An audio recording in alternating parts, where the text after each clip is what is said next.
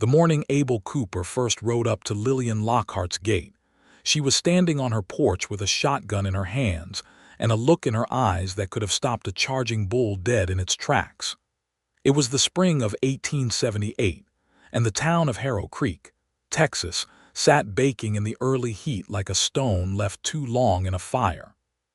The town was not much to speak of: a general store, a blacksmith, a saloon that kept the sheriff busier than he ever wanted to be, a church whose white paint was peeling in long, sad strips, and a handful of homesteads stretched along the red dirt roads that led out into the open range.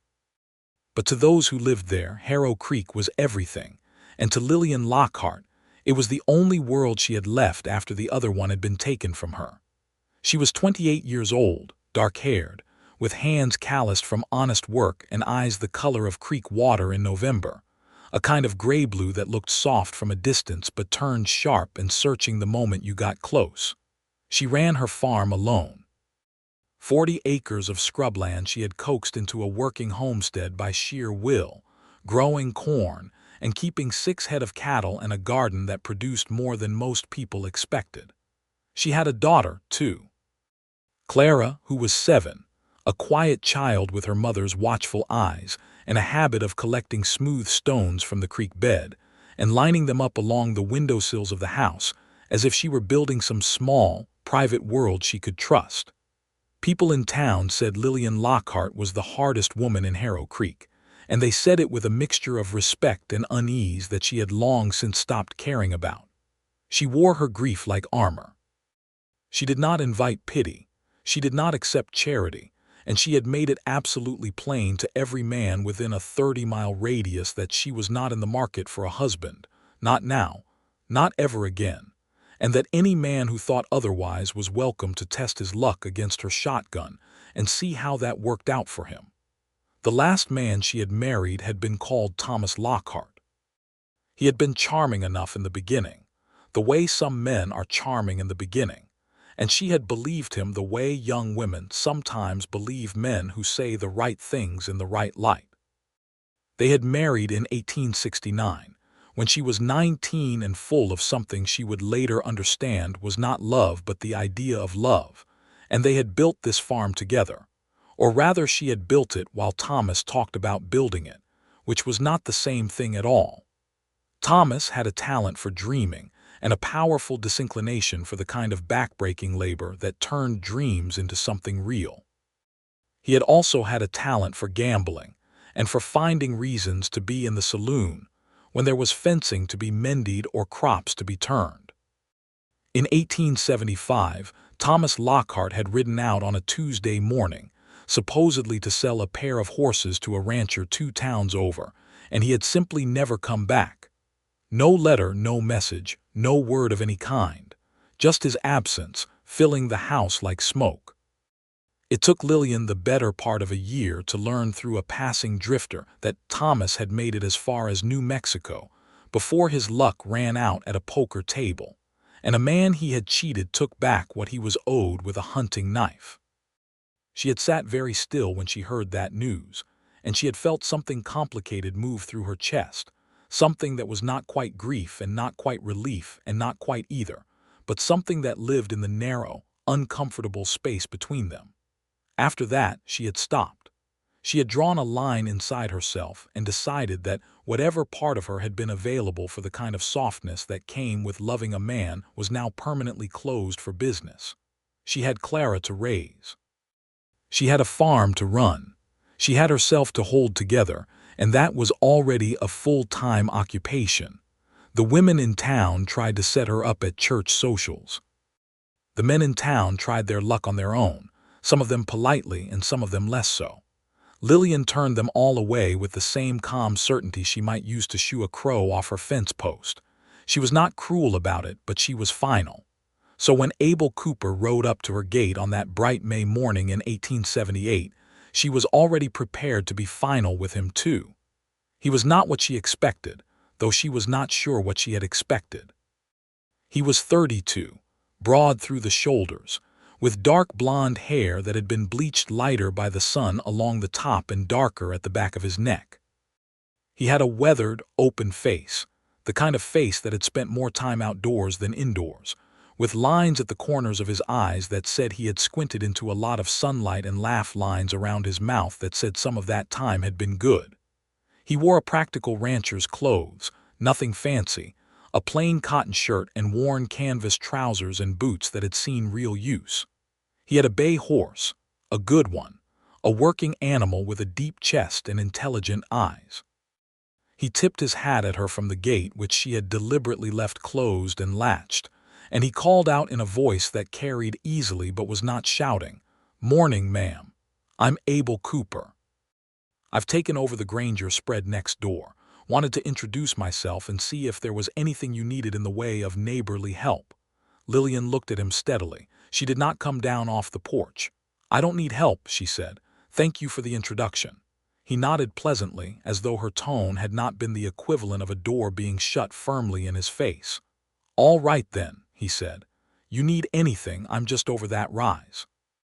He gestured with one hand toward the east, where the Granger land began past a shallow creek and a stand of cottonwood trees. "Good day to you, Mrs. Lockhart." He turned his horse and rode away, and Lillian watched him go with the particular attention she gave to things she was not entirely sure of. She had heard about him, of course, because things in Harrow Creek traveled at the speed of gossip, which was considerably faster than the Butterfield stage.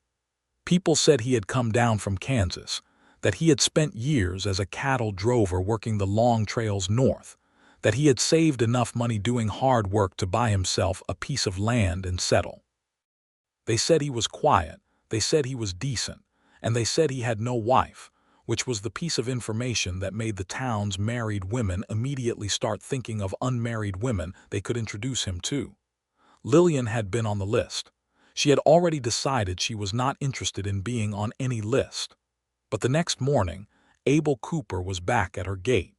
This time he was carrying a basket, which he set on top of the fence post before she could tell him to take it home again. "I was coming into town anyway," he said in that same easy, unhurried voice, "and I stopped at the store. They had fresh cornmeal that had just come in, and it occurred to me that a farm household could always use it. Left some at your gate. Don't feel obligated." He rode on without waiting for her response, which was a technique so unexpected in her experience of men bearing gifts that she stood there a moment before she went down and picked up the basket. The cornmeal was good quality. She used it. She told herself it meant nothing at all. He came back the third morning with nothing in his hands, just himself, and he stood at the gate again and called out, "Morning, Mrs. Lockhart," and waited to see if she would say anything back. "You're going to keep doing this," she said from the porch, not as a question. "I'm a neighbor," he said simply. "I figure neighbors ought to acknowledge each other in the morning. Seems like good sense." He paused. "How's your day shaping up?" It was such an ordinary question that she answered it without thinking. "I've got a section of fence down along the north pasture," she said, and immediately pressed her lips together as though she regretted saying it. "I can help with that," he said. "I didn't ask you to." "No," he agreed, "you didn't," and he rode on. But something had shifted slightly, like a stone that has been sitting in one place so long you forget it has another side until something turns it over. She had not asked for help, and he had not pushed the help on her, and that distinction lodged somewhere in the back of her mind where she did not immediately examine it. He came back every morning after that. Always at the same time, just after the sun had fully cleared the horizon, when the light was still young and gold and the day's heat had not yet settled in earnest.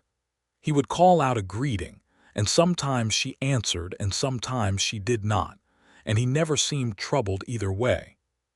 He never pushed past the gate without being invited. He never lingered longer than a brief exchange. He simply showed up, as regular as the sunrise itself, and acknowledged her existence with a quiet, uncrowded sort of regard. Clara was the first one to begin warming up to him.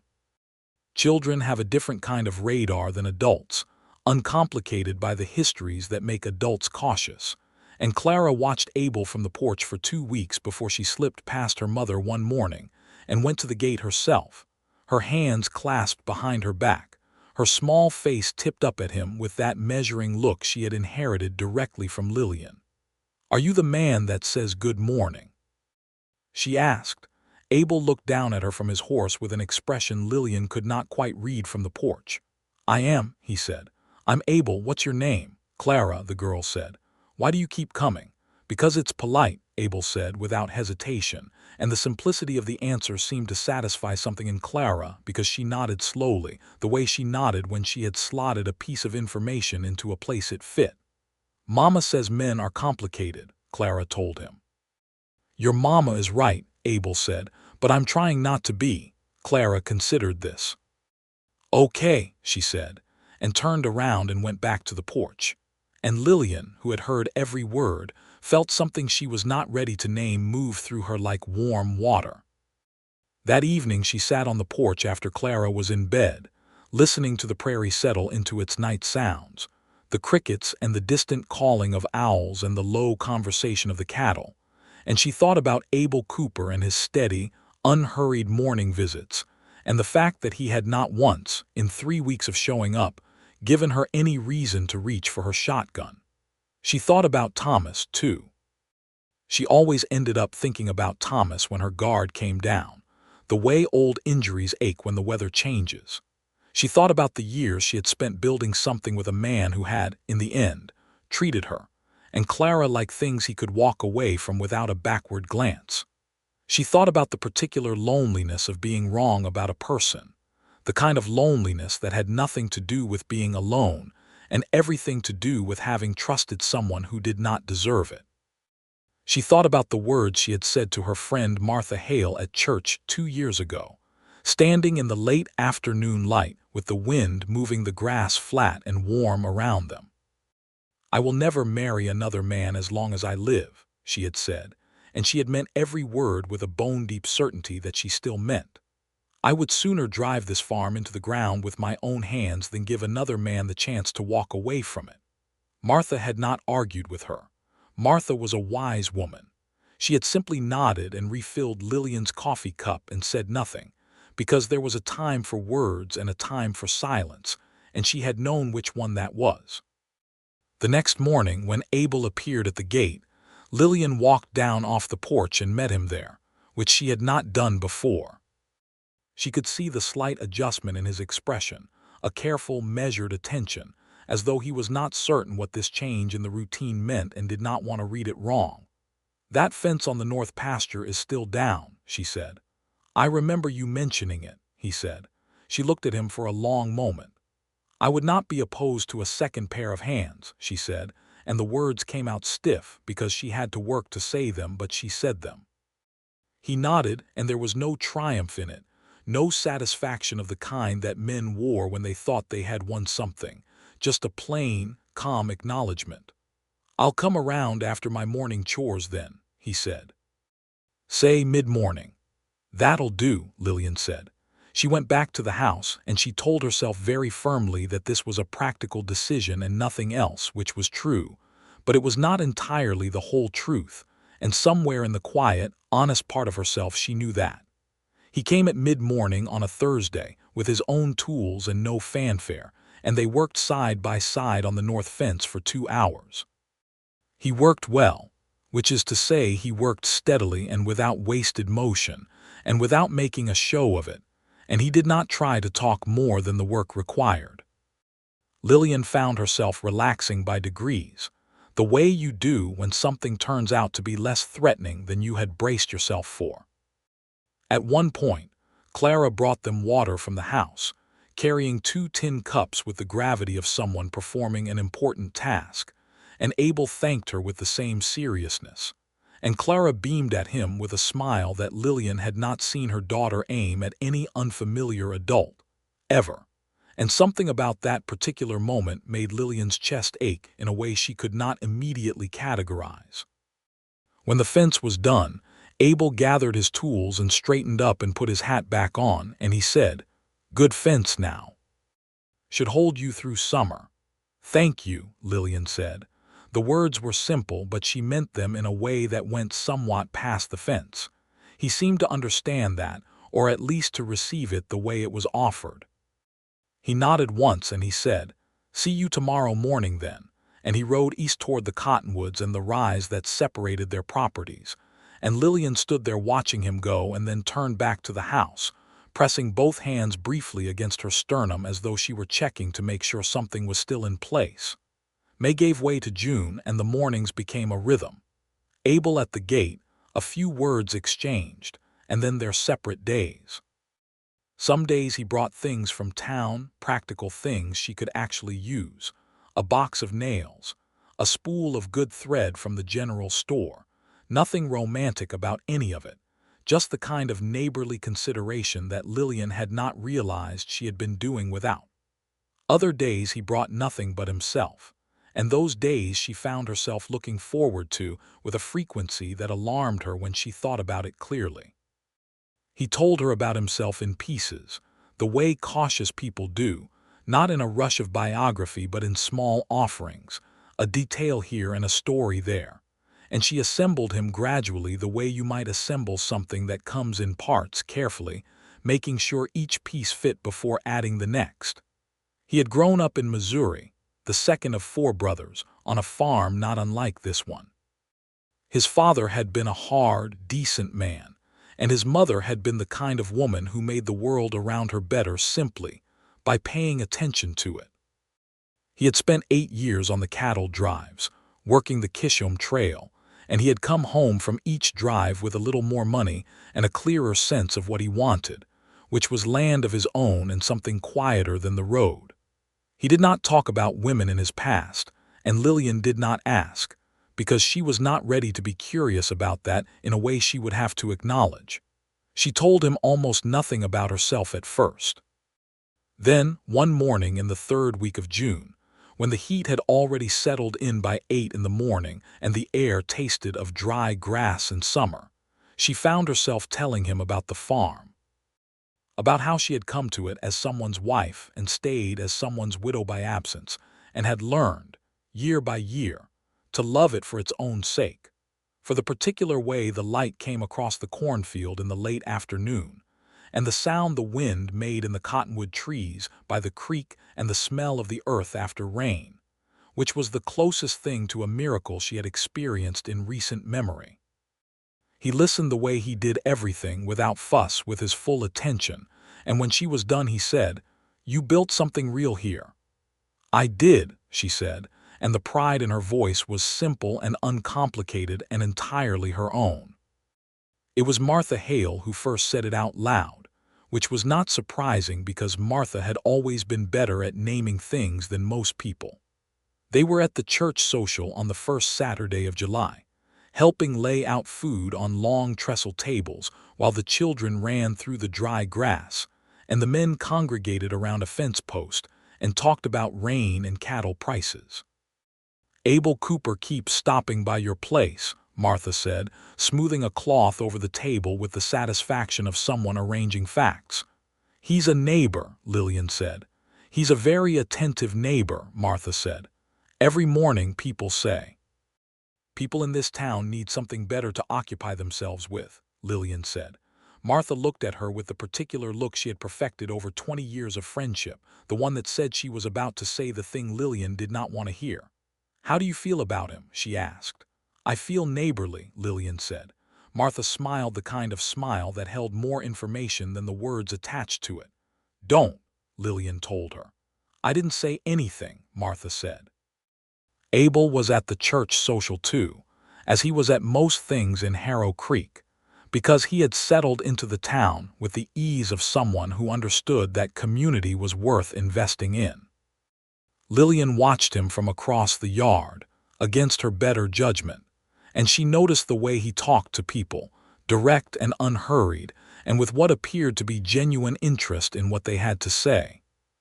She noticed the way he swung a neighbor's young son up onto his shoulders when the boy asked him to, without hesitation, and she noticed the way he looked across the yard and found her face in the crowd, and did not look away immediately, but instead gave her a small, easy nod, as though they were two people who knew each other, which she supposed they were beginning to be. She nodded back and then looked away, and Martha, standing beside her, said nothing at all, which was sometimes worse than saying something. It was in July that the real trouble began, and it came in the form of a man named Hector Prout. Prout was a land agent, or that was what he called himself, though the people of Harrow Creek had their own names for him and none of them were as polite. He had been circling the small homesteads around Harrow Creek for 2 years, pushing people to sell, sometimes with money, and sometimes with the kind of pressure that was not money and not kindness either.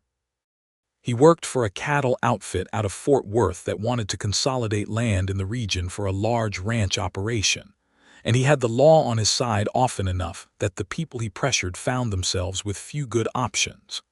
He came to Lillian's farm on a Wednesday morning in the middle of July, and the timing was bad for him because Abel happened to be at the gate when Prout rode up, which was not something Prout had planned for.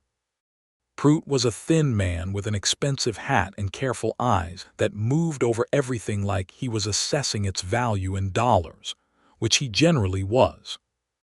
He looked at Abel with a kind of recalibrating attention and then looked past him at Lillian on the porch and said, "Mrs. Lockhart, I've been trying to reach you.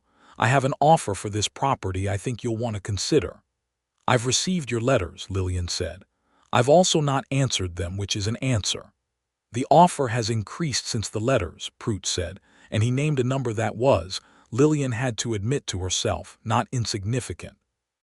It was more than the farm was worth by any reasonable measure, and that told her exactly how badly the cattle company wanted the land.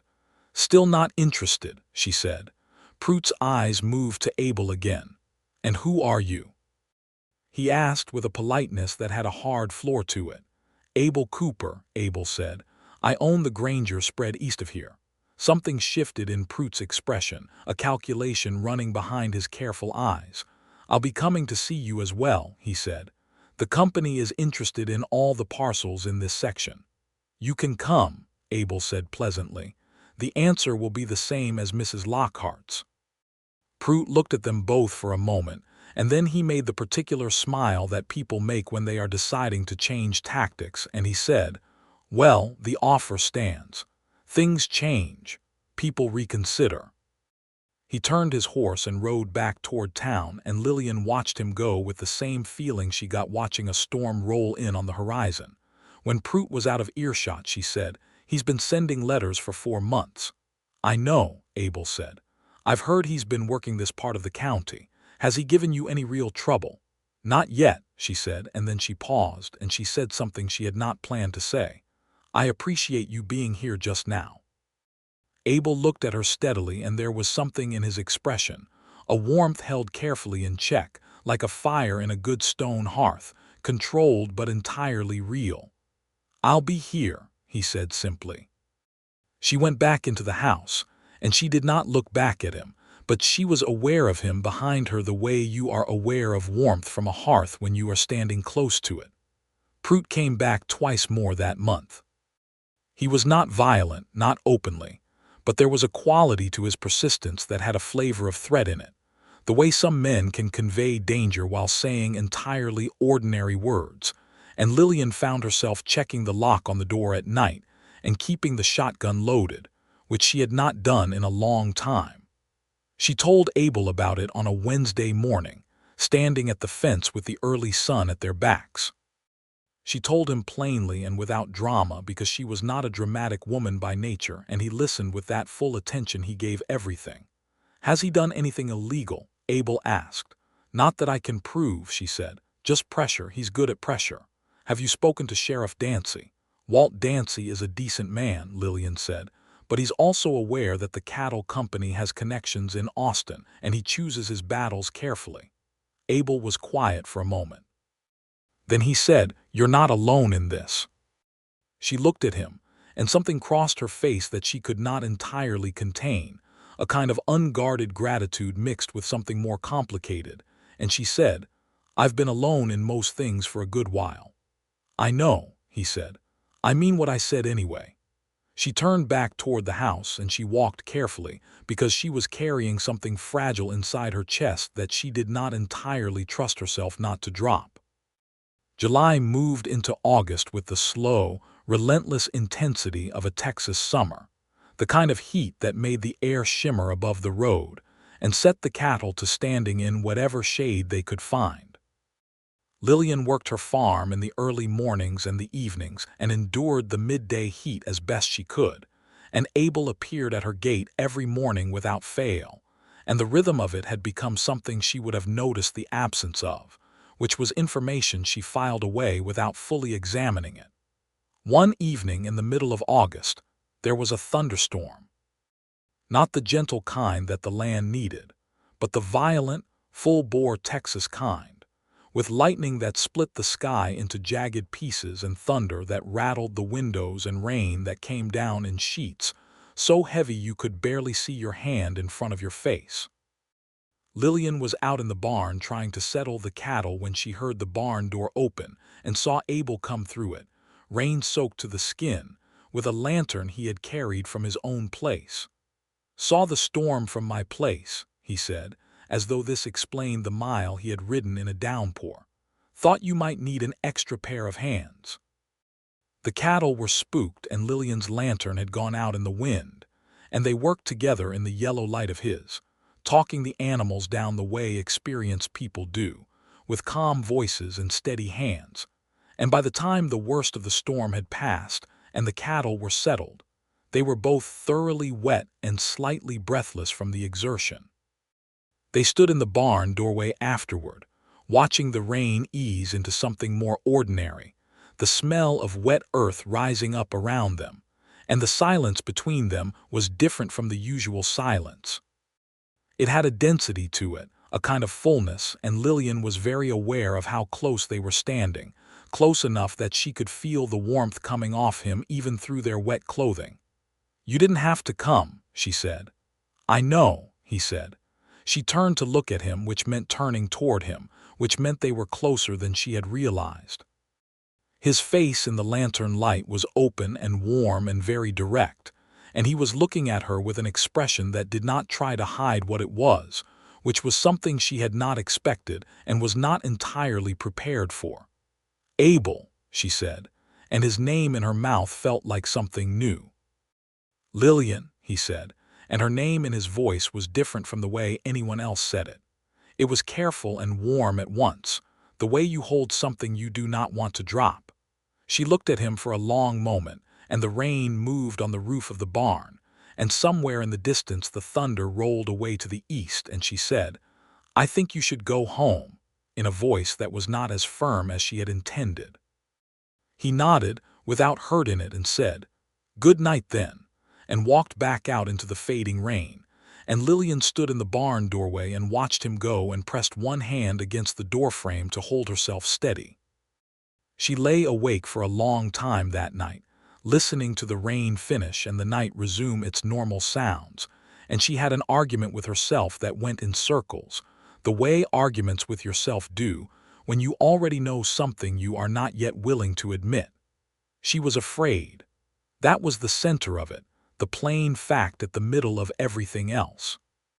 She was afraid of wanting something and having it turn into the kind of loss she had already survived once, the kind of loss that did not come all at once but crept in slowly over years, until the person you had built your life beside was barely a person at all, just an absence wearing a familiar shape.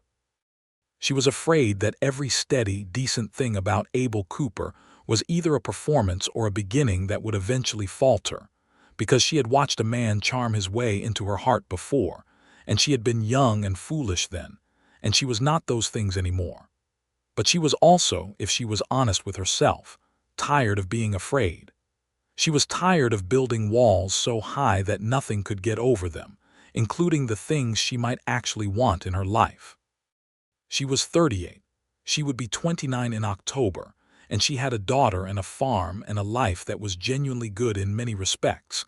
But she was also a woman who had, somewhere under all the armor, a heart that still worked, and she was starting to be very aware of that fact every morning when Abel Cooper appeared at her gate.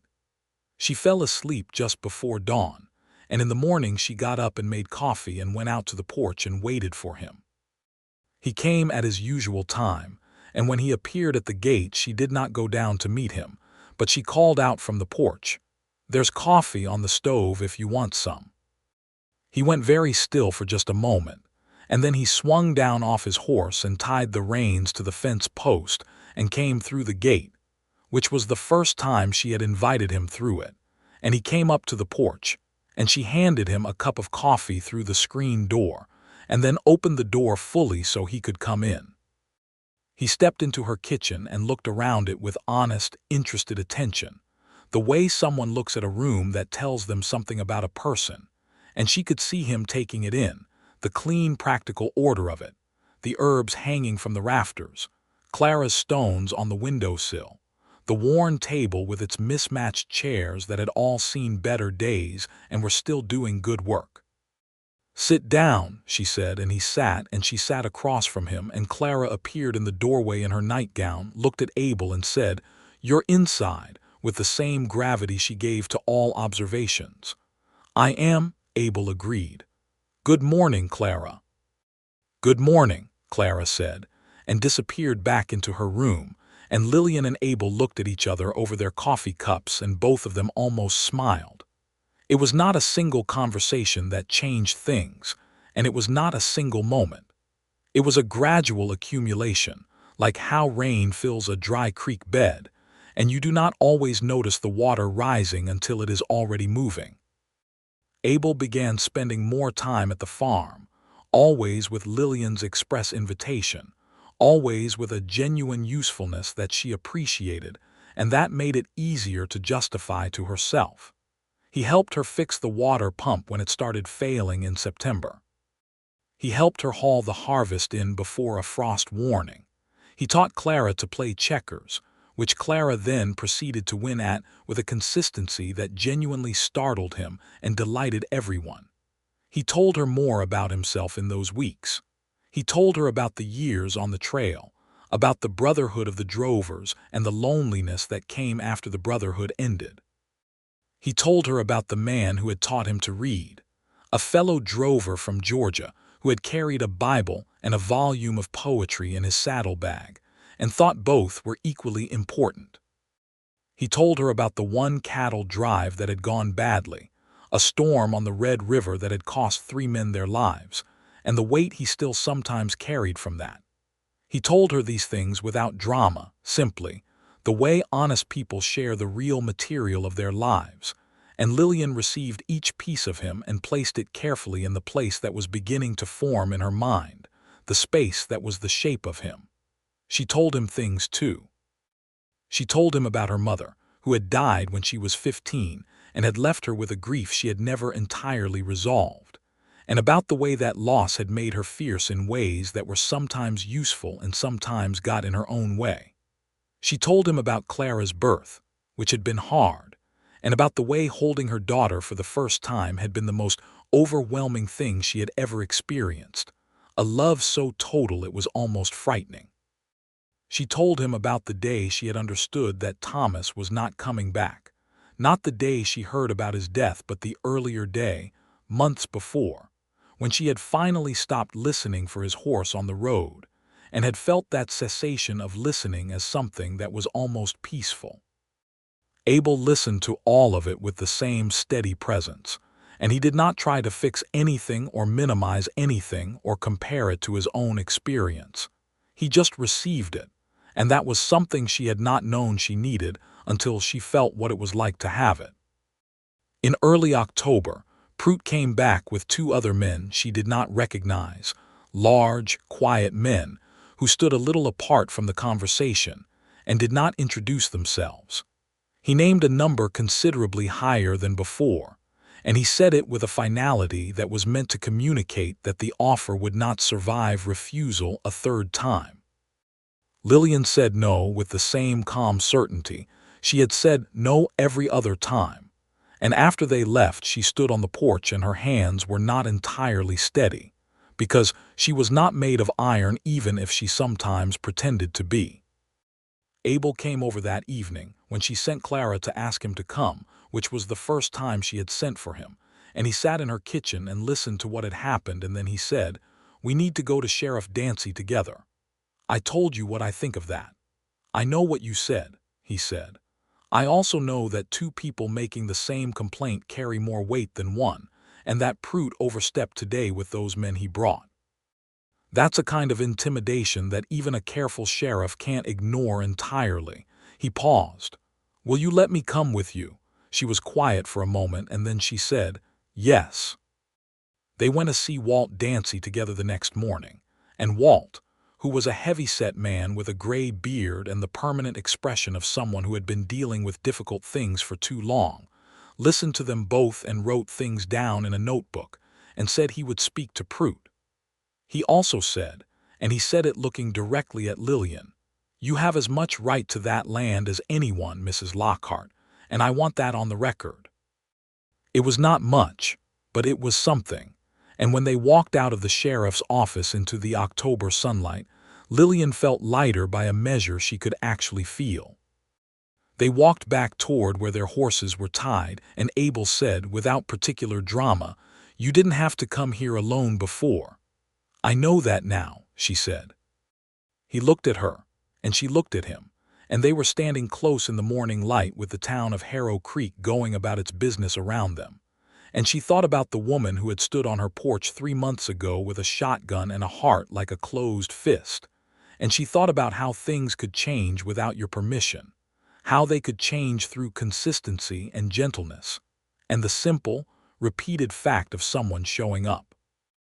"Abel," she said, and there was something in her voice that was different from the way she usually said things, something lower and more careful, and she could see him hear the difference. "Yes," he said. She did not have a sentence prepared. She had not planned this. She said, "I don't know what to do with you." He was quiet for a moment, and then he said, "You don't have to do anything with me. I'm not asking you for anything, Lillian. He stopped and started again, and she could see that he was being careful with words that mattered. "I like being where you are. I like your company, and I like your farm, and I like your daughter's opinions about checkers, which she has many of." A small smile moved across his face. "That's all it is. There's no demand in it." She felt something loosen in her chest, something that had been held tight for a very long time. "People in town are talking," she said. "Let them," he said. "I have said very clearly to everyone who would listen that I would never marry another man as long as I live," she said, and she said it plainly, looking at him, because he deserved to know where she stood even as she was starting to feel the ground shifting. He nodded slowly. "I heard that," he said. "I respected it, and yet you kept showing up at my gate every morning." "I did," he said, "not because I thought I could change your mind. I wasn't trying to change your mind. I was just being there, being your neighbor, being someone you could count on." He met her eyes steadily. "If that's all it ever was, I would have gone on doing it." She believed him, that was the thing. She absolutely believed him, and that belief, the simple, solid weight of it, was what finally moved something in her that had been immovable for years. "I have to think," she said. "Take all the time you need," he said, and she believed that too. She thought for 2 weeks. She thought in the mornings when she was working, and in the evenings when the farm was quiet, and sometimes in the middle of the night when the world felt very large, and she felt the particular weight of all the decisions she was responsible for. She thought about what she wanted and what she feared, and whether those two things were necessarily in opposition, which she was increasingly not sure they were. She talked to Clara, because Clara was old enough to deserve to be consulted, and because her daughter's clear-eyed judgment was something Lillian had come to trust profoundly. She asked Clara what she thought of Abel, which was both the most and the least subtle question she had ever asked her daughter. Clara looked up from the stones she was arranging on the windowsill and said, without hesitation, "He's good." "How do you know?" Lillian asked. "He listens," Clara said with the simplicity of someone who has identified the essential thing. "And he doesn't pretend."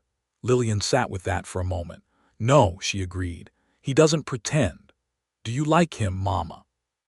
Lillian looked at her daughter and at the windowsill with its careful arrangement of creek stones, and she said, "Yes, baby. I like him." Clara nodded with the satisfaction of someone who has been waiting for an obvious fact to be acknowledged. "Okay," she said, and went back to her stones. She talked to Martha too, over coffee at Martha's kitchen table on a Thursday morning, and Martha listened to everything and did not once say, "I told you so," which was one of the many reasons Lillian had kept her as a friend for 20 years. "He has been showing up every single morning," Martha said, "for the better part of 5 months without asking for anything." "Yes," Lillian said, "and you feel something for him." Lillian stared into her coffee cup. "I feel something. And you're afraid." "I'm terrified," Lillian said, and the honesty of it hit her like cold water because she was not a woman who used that word lightly. Martha reached across the table and put her hand over Lillian's. "Being afraid doesn't mean it's wrong," she said. "Sometimes it means the opposite. Sometimes you're afraid because something actually matters." Lillian looked at her oldest friend and thought about that for a long time after she had gone home. The morning she made her decision, it was late October. The world had turned the particular shade of gold, an amber that Texas manages in fall, when the heat finally relents, and the air has a clean edge to it that feels like a gift after the summer. She was up before dawn, which was not unusual, but she did not start her morning tasks immediately. She sat at the kitchen table with her hands wrapped around her coffee cup, and she let herself think very clearly, without armor and without avoidance, about what she wanted. She wanted Abel Cooper. Not the idea of him, not the comfort of his consistency as a neighbor, but him, specifically, the man who had ridden to her barn in a thunderstorm with a lantern, and who listened to everything she said with his whole attention, and who had not once in 5 months made her feel crowded or obligated or less than entirely herself. She wanted him in the way that was not abstract or metaphorical but absolutely specific and real, and the wanting had weight and direction, and it was not something she was willing to keep calling something else. She was afraid of being wrong again. She was also aware, sitting there in the early dark with the coffee warming her hands, that there was a difference between the kind of fear that was a warning and the kind that was just the echo of old pain, and that she owed it to herself to be honest about which one this was. This was the echo. She knew it with a clarity that was almost physical. Abel Cooper was not Thomas Lockhart. The comparison was not even coherent. The way comparing a solid oak table to an empty promise was not coherent. She knew who Abel was. She had been watching him carefully for 5 months with the kind of attention she gave to things that mattered, and what she had seen was entirely consistent, entirely real, and entirely worth trusting. She was ready. When she heard his horse on the road that morning, she was already standing at the gate. He pulled up and looked at her with the slight adjustment in his expression she had come to recognize, the careful attentiveness, and she met his eyes and she said, "Get down from that horse." He did, and he stood on the other side of the gate, and his expression was open and very still, as though he understood something was happening and did not want to move wrong. She unlatched the gate herself and opened it, which was deliberate, and she said, "I have been thinking about what I want to say to you for 2 weeks, and I cannot figure out how to say it simply, so I am just going to say it." "All right," he said. "I said I would never marry another man as long as I live," she said, and his expression did not change, but she could see him receive the words. "I meant it when I said it. I still mean the reason behind it, which is that I will not give any man the power to make choices over my life or this farm or my daughter's future." "I understand that," he said quietly. "But," she said, and the word had a different quality than everything before it, "I am also becoming very aware that there is a difference between a man who wants that power and a man who has never wanted it at all, and you are the second kind." He was very quiet. She could see him not moving, the way people hold still when they are receiving something important. "I don't know what I'm asking you exactly," she said, "because I have not entirely worked out the asking. I just know that I am standing here at this gate and I am opening it, and what I mean by that is that I want you to keep showing up, Abel, not just at the gate but closer than that. I want you to—" She stopped and took a breath. "I want to see where this goes." He looked at her for a moment, and then he stepped through the gate, and he took off his hat, which felt like something ceremonial without being made into one, and he said, "Lillian Lockhart, I have been showing up at this gate every morning since May because you are the most real person I have ever met in my life. And because something happened the very first morning I saw you standing on that porch with a shotgun and an expression that could stop time. And I have been carrying it around with me since then, and I would like very much to carry it somewhere better." She looked at him for a long, still moment, and then she said, "You thought I was the most real person you had ever met when I had a gun pointed in your general direction." "I found it very clarifying," he said, entirely seriously. And then the smile came, slow and real, and she felt it like something warm coming through a window she had forgotten was there.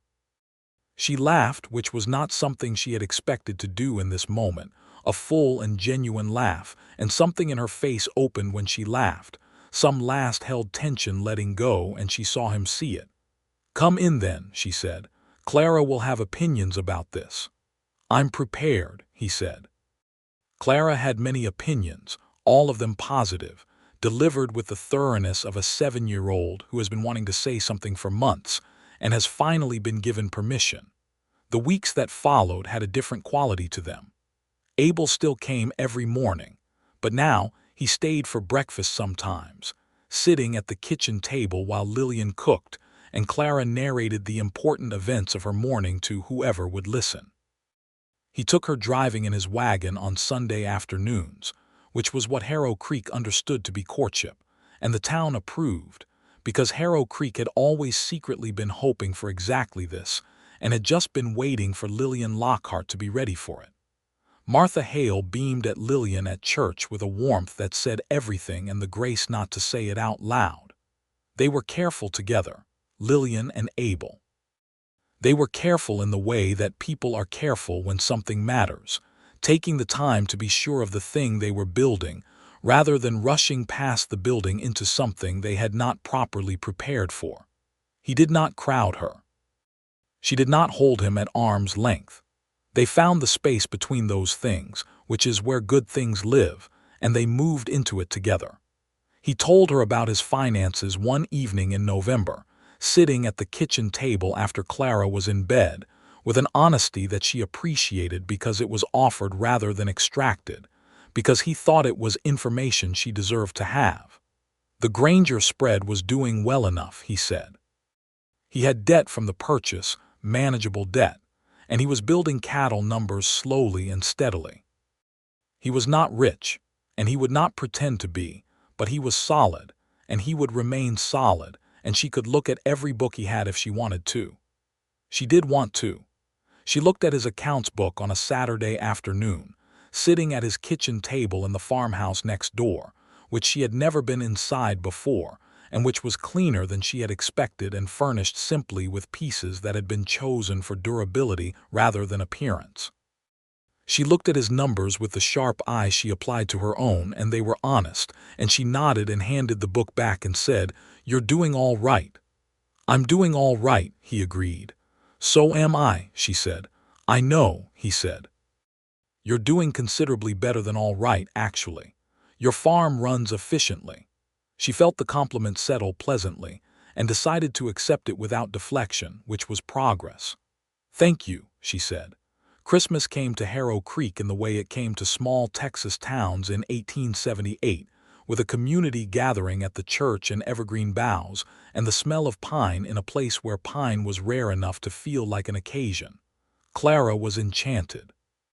Abel brought a wooden toy horse he had made himself, which he gave to Clara with a directness that suggested he had thought carefully about whether to give her a gift, and decided that the honesty of caring about her mattered more than the caution of seeming presumptuous.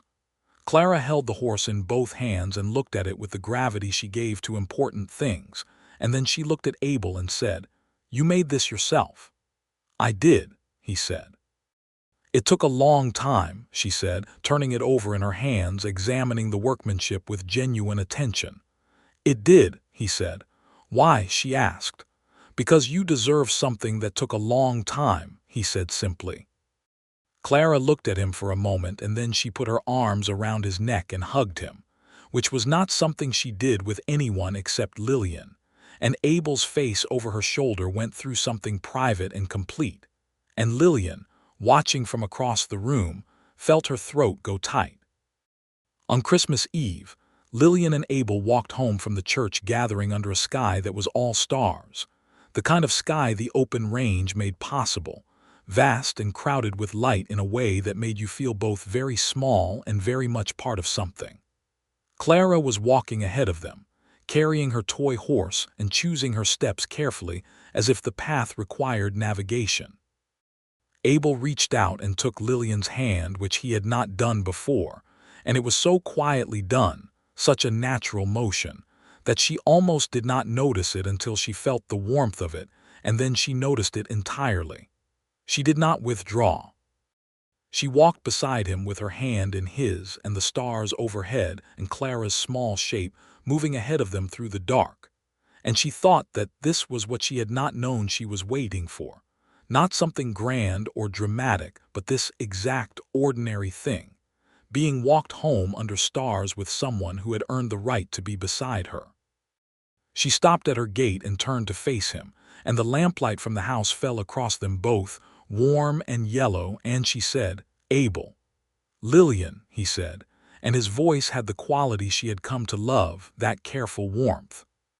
She went up on her toes and kissed him briefly and deliberately on the corner of his mouth, which was not quite a full kiss but was absolutely intentional, and she felt him go still under it the way something goes still when it is trying very hard not to frighten away something good.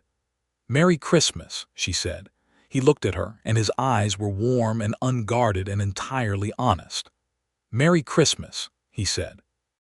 January settled over Harrow Creek with its cold clarity, and Lillian found that she was happy. Not the tentative, guarded kind of happiness she had sometimes managed in the years before, the happiness of a contained life managed well, but something fuller and less careful, a happiness that had room in it for someone else, which was a thing she had not felt in such a long time that she had almost forgotten it was possible. Abel came every morning, but now the mornings were different. Sometimes she met him at the gate. Sometimes he came inside for coffee. Sometimes they talked for an hour before their separate days called them back. He always left at a reasonable hour, and he always came back the next morning, and the steadiness of it was something she had stopped taking for granted and started genuinely valuing in a way that felt like its own kind of discovery. He proposed in February, on a cold, clear afternoon when the light was the flat, honest light of winter, and the prairie stretched out in every direction under a sky the color of pale pewter. He did not do it on his knee, which she later thought was exactly right, because he was not a theatrical man and she would have found it uncomfortable. He did it standing beside her at the fence that bounded the north pasture, looking out at her land, and he said, "I've been thinking about something I want to ask you." She turned to look at him, and she knew from the quality of his stillness that this was important. "I know what you said," he told her, "about not marrying again. I'm not asking you to go back on anything you believe. I'm asking you to consider whether what you believe has changed at all, and if it has, whether you might want to build something with me." He paused, and his voice was steady, but there was something underneath it that was not entirely steady, something that was very carefully controlled hope. "Not because I need something from you, Lillian, because I want to be with you, because I want to be with Clara, because I want to come home to your farm and work it beside you and sit at that table and drink that coffee and hear all of Clara's observations about everything, and I want to do that every day for the rest of my life." He looked at her directly. "Will you marry me?" She looked at him for a very long time. She looked at him the way she looked at things she was being honest with herself about. She thought about the woman who had said never, and she thought about what never had meant to that woman, and she thought about whether that woman's reasons were still her own reasons or whether she had outgrown them in the way of things that are built for protection and then become too small for what you have grown into. She said, "I need you to understand something first." "Tell me," he said. "This farm is mine," she said. "Clara is mine. The decisions about how this place runs and how she is raised are mine. I will share my life with you, Abel, but I will not disappear into yours. I am not going to become somebody's wife and stop being myself." "I know who you are," he said. That's why I'm asking." She searched his face, and what she found there was exactly what it always was, plain, honest, and utterly without artifice. He meant what he said. He had always meant what he said. "Yes," she said. "Yes, I will marry you." He let out a breath, slow and long, as if he had been holding it for a while, and then he reached out and took both of her hands in his, and they stood there in the cold February light with the prairie all around them, and neither of them said anything for a moment, because there was nothing that needed to be said and both of them knew it. They were married in March, when the first green was coming back to the grass and the days were beginning to warm. They married at the church in Harrow Creek with Martha Hale standing beside Lillian and the Reverend Marsh, who had known Lillian since the first years of her marriage to Thomas, and who clearly thought this was a considerably better occasion, performing the ceremony with a warmth that made it feel like a genuine blessing rather than a formality. Clara wore a white dress that Lillian had made, and she stood very straight and very serious through the whole ceremony. And at the point where the Reverend asked if anyone objected, she looked around the church as though ready to personally handle any objections, which made several people laugh quietly and made Abel's face go through something that was close to undone. After the ceremony in front of the church, with the March sun warm on their faces, Abel looked at Lillian and she looked at him, and the look they shared was full of everything they had come through to get there. The resistance and the patience and the slow, careful building of trust, and all of it was present in that look, and it was good. Prout had come back in late February, just before the proposal, with what he apparently believed was a final offer and the kind of men behind him who were meant to make the offer feel less optional. Abel had been at the farm that morning, and he and Lillian had presented a unified front that was considerably harder to move than one person alone. Sheriff Dancy had also, finally, made his position clear, riding out to Lillian's farm personally to say that any further harassment of Mrs. Lockhart or her neighbor Mr. Cooper would be treated as a legal matter, and that he had written to Austin about the cattle company's methods in this county and expected a response. Whether it was Dancy's letter or the simple intractability of two people who refused to sell, Prout stopped coming. The cattle company moved its attention elsewhere, toward easier parcels, and Lillian's farm remained hers, which it had always been, which it would remain. They combined their operations gradually and thoughtfully, which was the right way to do it. Abel moved into the farmhouse, which had always been the larger and better situated of the two, and they rented the Granger house to a young couple who had come to the area looking for a place to start.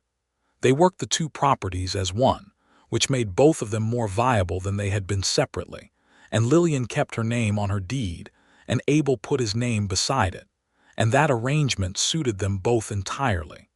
The spring of 1878 had been the beginning of it. By the spring of 1879, they were married and working their combined land together, and the farm was doing well. Abel had a talent for cattle and Lillian had a talent for growing things, and those two talents turned out to complement each other in a way that made the whole operation significantly stronger than either part had been. Clara bloomed in a way that was quietly remarkable.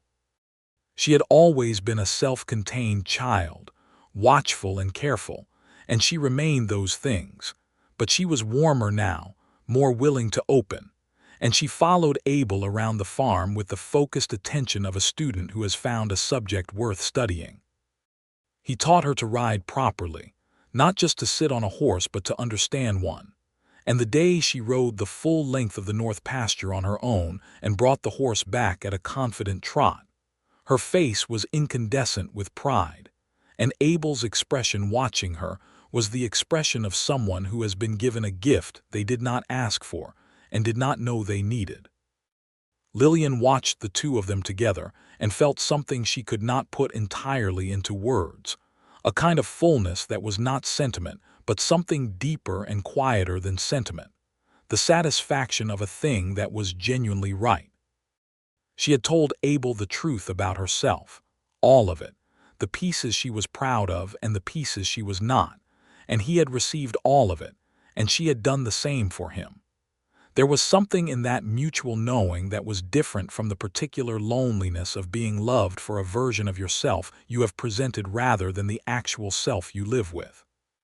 She had been known before, she had been loved before, but she had not been known and loved simultaneously, and the difference between those things was the difference between a map of a place and the place itself. In June of 1879, Lillian realized she was expecting a child. She sat with this knowledge for a few days, the way she sat with large things, turning it over carefully, understanding its weight and its shape, before she told Abel. She told him on a warm evening, sitting on the porch with the sound of the farm settling around them and the last of the sunset painting the sky in colors that had no names. He went very still, which was what he did when something mattered very much, and then he turned to look at her with an expression so full and unguarded that she felt it in her chest like something struck. "Are you well?" he asked, and it was the right first question which she noted. "I am," she said. "I'm perfectly well." He put his hand over hers on the arm of the chair and he said, "We're going to have a baby." And the way he said it, not as a question or an exclamation, but as a statement of something real and present and already beloved, made her eyes sting with something she was not embarrassed by. "We are," she said. He raised her hand to his mouth and kissed it, and it was a simple gesture and completely sincere, and they sat together in the fading light of the Texas summer evening with the whole of their life ahead of them. She told Clara the next morning, and Clara received the news with characteristic thoughtfulness, sitting with it for a moment before she said, "Will it be a boy or a girl?" "I don't know yet," Lillian said. "I would prefer a brother," Clara said, with the clarity of someone who has given this prior thought. "I will do my best," Lillian said solemnly.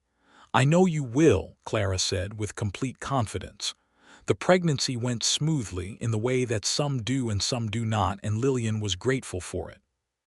She continued to work the farm with modifications for what her body required, because she was not a woman who was going to stop doing the work she loved, and Abel worked alongside her without fuss, simply adjusting to be wherever the heavier work needed doing, so seamlessly that it never felt like accommodation and always felt like partnership. The baby came in February of 1880, in the winter, and he was a boy, which Clara greeted with genuine satisfaction, as if the universe had properly consulted her. They named him James, for Abel's father, and he came into the world with a full head of dark hair and a remarkably opinionated cry that suggested he had things to say from the very beginning. Lillian held him in the room where she had slept alone for years, in the bed she had made her own when Thomas left, in the house she had kept standing by sheer determination through seasons that would have broken many people, and she thought about all of it, the whole long road that had brought her here, and she felt something that was not triumph exactly but was adjacent to it, the quiet satisfaction of a person who has survived the hard things and come through to a place worth arriving at. Abel sat beside her on the bed and looked at his son with an expression that had no words adequate to it, the full face, full heart expression of a man encountering something for which he has no existing category. "Hello, James," he said, in a voice that was very soft. "I'm your father. I'll be here every morning."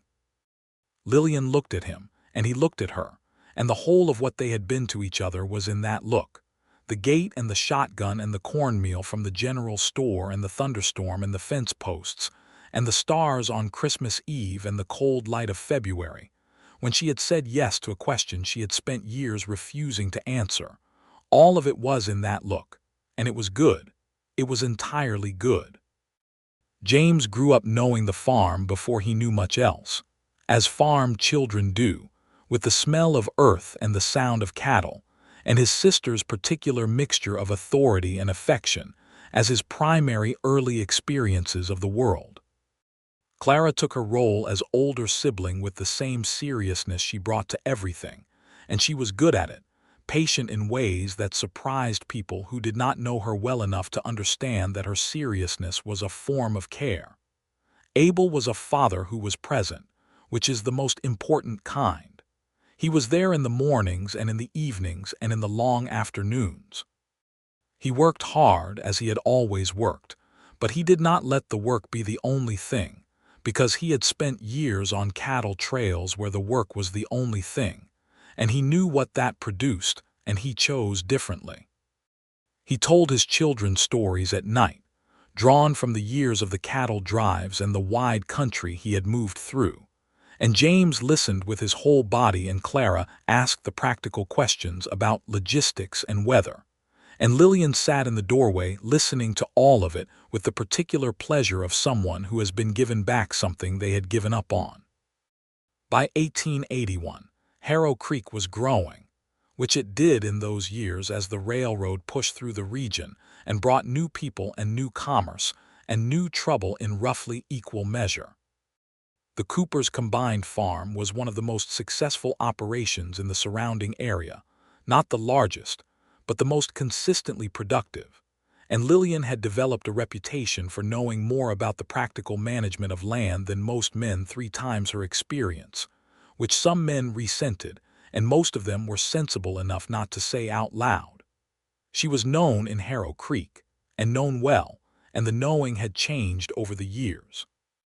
She was still the woman who had run her farm alone through hard years, that had not changed, but she was also now the woman who had let someone in, which the town regarded with the warmth they reserved for stories that ended well, which they deeply needed. She and Abel worked beside each other through those years with the easy fluency of people who know each other's rhythms and have stopped needing to explain themselves at every step. There were disagreements, because there are always disagreements in any honest marriage, and they had them directly and resolved them without cruelty, and this too was something she had not known was possible until she saw it was. The morning he told her he loved her for the first time was not a morning she had expected it. It was a perfectly ordinary morning in the fall of 1879, before James was born, when she was pregnant and moving through the kitchen with the careful deliberation of late pregnancy. And he came in from the morning chores with a cold face and warm eyes, and stood in the kitchen doorway looking at her for a moment before he said, simply and without announcement, "I love you, Lillian." She stopped what she was doing and turned to look at him. She had known it, had felt it in the accumulated evidence of every morning he had shown up in every act of patience and presence and consideration, but hearing him say it was different from knowing it. "I love you too," she said, and it came out without hesitation, which was itself a kind of miracle for a woman who had hesitated at everything for so long, and she said it again just to hear how it sounded. "I love you, Abel," and she watched it land on him the way rain lands on dry ground. He crossed the kitchen and kissed her, properly and thoroughly, and she leaned into him with the particular quality of trust that is different from all other kinds of leaning, the trust that has been tested and held. They lived their life together in the years that followed with the full texture of a real life, which is to say it was sometimes difficult and sometimes glorious and frequently ordinary in the way that the best lives often are. They weathered a drought in 1882 that dried the creek bed and cracked the earth, and required every bit of practical knowledge and stubbornness they both possessed to keep the farm viable. They built a new barn in 1883, which took the better part of a summer with help from neighbors, and when it was done, they had a barn dance in it that lasted until 2 in the morning and which Clara, now 13, participated in with a dignity that suggested she was already practicing for adulthood. James, at 3, was intensely interested in everything and afraid of nothing, which was both a wonder and an ongoing challenge. He followed his father around the farm like a shadow with opinions, and his opinions were many. Abel bore this with enormous goodwill and genuine delight, and occasionally Lillian would watch the two of them at some task or another, the large man and the small boy, both equally absorbed in whatever they were doing, and she would feel that fullness again, that deep quiet satisfaction that had no adequate name. She thought sometimes about the woman she had been in 1878, standing on that porch with the shotgun and the closed, armored heart. She did not regret that woman, because that woman had been necessary, had been the version of herself required to survive the specific things that had needed surviving.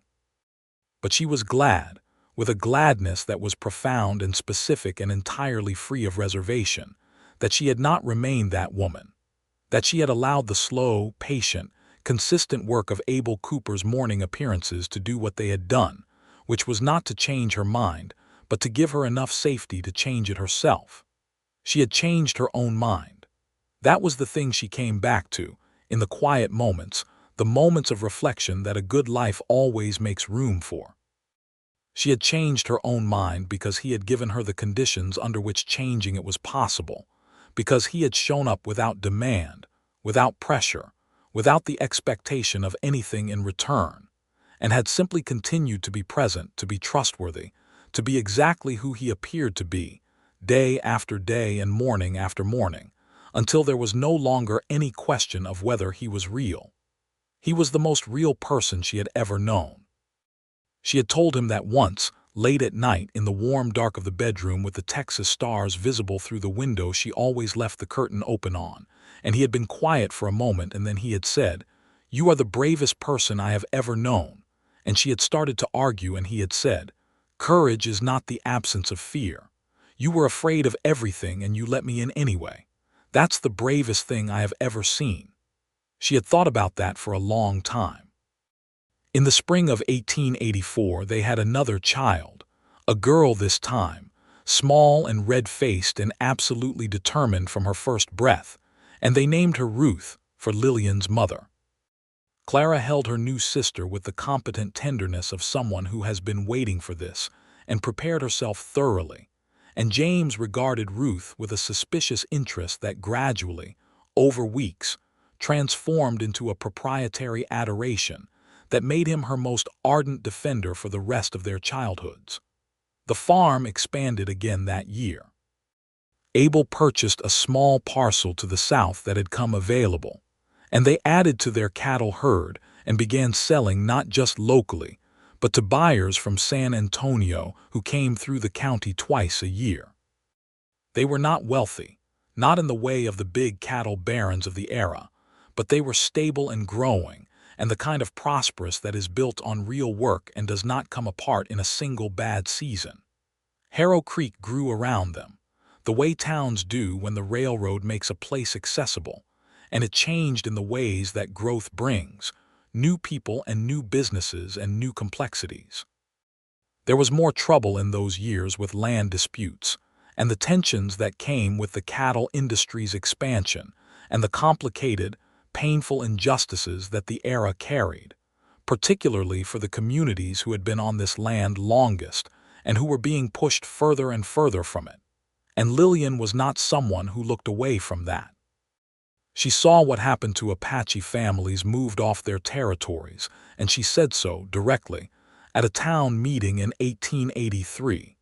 In the way she said things she meant, plainly and without apology, and it did not make her universally popular, and she did not require universal popularity. Abel stood beside her at that meeting and said nothing because she did not need him to say anything, but he was there, which was the same thing. He was always there. Martha Hale's husband Thomas, who was a genuinely good man and entirely unlike the Thomas Lillian had been married to previously, said to Abel once at the church after services, "You two are the most solid thing in this county." And Abel had said, "It's her. She built it. I just had the sense to show up." Martha had told Lillian this later, and Lillian had sat with it for a moment and then said, "He undersells himself." And Martha had said, "Yes, but isn't that the best kind?" And Lillian had agreed. The summers and winters turned over each other, as they do, and Harrow Creek's red dirt roads became slightly more trafficked, and its buildings slightly more substantial, and its church got a new coat of white paint that lasted several years before it started peeling again, which seemed to be the church's natural state.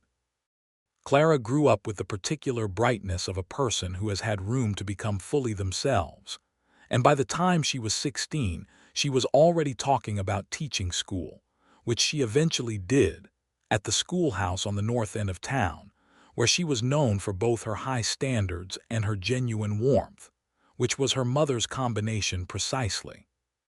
James grew into a rangy, observant boy with his father's fair coloring and his mother's sharp judgment, and he had from a very early age the quality that both his parents possessed, of paying close attention to things and drawing accurate conclusions from what he saw. He took to the land with the ease of someone born to it, and by the time he was 12, he could ride and rope and read the weather and was developing opinions about cattle management that were sometimes wrong and always interesting. Ruth, the youngest, was the one who surprised them most consistently.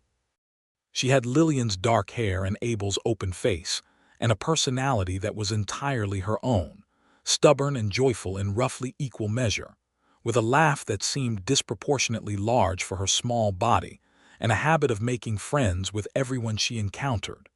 The farm animals were her particular domain, and she tended them with a seriousness that belied her joyful exterior. They grew old on that farm in the way of people who have chosen their place in the world and committed to it absolutely. The work remained, as it always does, and the seasons remained, and the particular beauty of the open country remained, the sky that went on forever, and the stars that came out thick and bright over the prairie on clear nights, and the smell of rain on dry ground that Lillian had told Abel about on one of those early mornings by the fence. On the evening of their 10th wedding anniversary, in March of 1889, Abel took Lillian out to the porch after the children were in bed, which for Clara meant her room where she was reading, and for James meant in theory bed, and in practice the hayloft with a candle and a dime novel she had told him very clearly she knew about, and he continued to pretend she didn't, and for Ruth meant deeply and emphatically asleep, as she had been since infancy. And he had a bottle of decent wine he had ordered specially from San Antonio, which was the kind of thing he did sometimes, small deliberate celebrations of specific things. They sat in the same two porch chairs they had been sitting in for 10 years, which had been repaired and repainted and were still the same chairs, and he poured the wine and they sat with the night around them and the farm quiet and the stars out in their thousands overhead. 10 years, he said. 10 years, she agreed. He looked at her in the way he had always looked at her, with the full attention, the warm and unclouded regard that had been so startling when she first encountered it, and that she now received as the most natural thing in the world. "Are you happy?" he asked. She considered the question because it was a real question and he meant it as one, and she owed it a real answer. She thought about everything, the farm and the children and the years and the work and the hard times and the good times and the particular pleasure of waking up beside someone you genuinely trusted and going to sleep knowing you were known. She thought about the woman on the porch with the shotgun. She thought about the gate and the mornings and the slow revolution of her own heart. "Yes," she said, "I am absolutely and completely happy." He nodded, and his expression was the one she loved best, the one that was not performance but the simple, unguarded face of a man who has gotten exactly what he wanted and knows it. "Good," he said. She leaned over and rested her head against his shoulder, which she did sometimes in the evenings, and he put his arm around her, and they sat on the porch of the farm that was theirs together, listening to the prairie breathe in the dark. She thought about what she had said at that church social years ago, to Martha, the definitive, absolute, bone-deep declaration that she would never marry another man as long as she lived. She had meant it. She had said it with every part of herself that was convinced. And then Abel Cooper had appeared at her gate every morning for months, not because he was trying to undo that conviction, but because he was simply who he was, steady and honest and genuinely present, and who he was had done something to that conviction that no argument could have done. He had not argued her out of her position. He had not charmed her out of it, not in the shallow way charm works, the way Thomas had charmed her when she was 19 and did not yet know the difference between charm and character. He had simply continued to exist in front of her as himself, day after day, until she understood the difference clearly and made a choice. That had been her choice. She had made it with open eyes and a full understanding of what she was choosing, and she had never, not once in 10 years of marriage and work and children and drought and difficulty and ordinary days and extraordinary ones, regretted it. She would not regret it tomorrow either, or in the mornings that came after that, or in all the mornings that still lay ahead of them, and there would be many. She intended to see to that. She had a farm to run and a husband who showed up every morning and 3 children who were building their own lives out of everything she and Abel had built for them. And the work was good, and the love was real, and the sky over the Texas prairie was full of stars on a March night in 1889, which was as fine a thing as she knew how to name. She closed her eyes and listened to the night, and Abel's arm was warm around her, and somewhere in the barn one of the cattle made the low, contented sound they made when things were as they should be.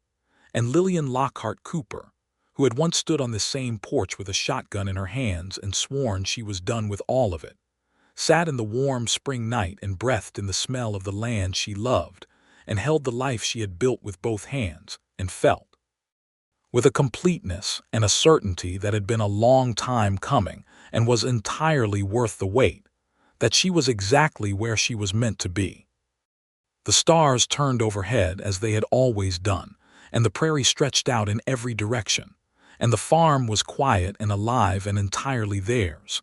And the morning would come again, as it always did, as it always would, and Abel Cooper would be there for it, just as he had always been, just as she now knew without the shadow of a doubt he always would be. And that was the whole of it, the whole story, complete and closed and good.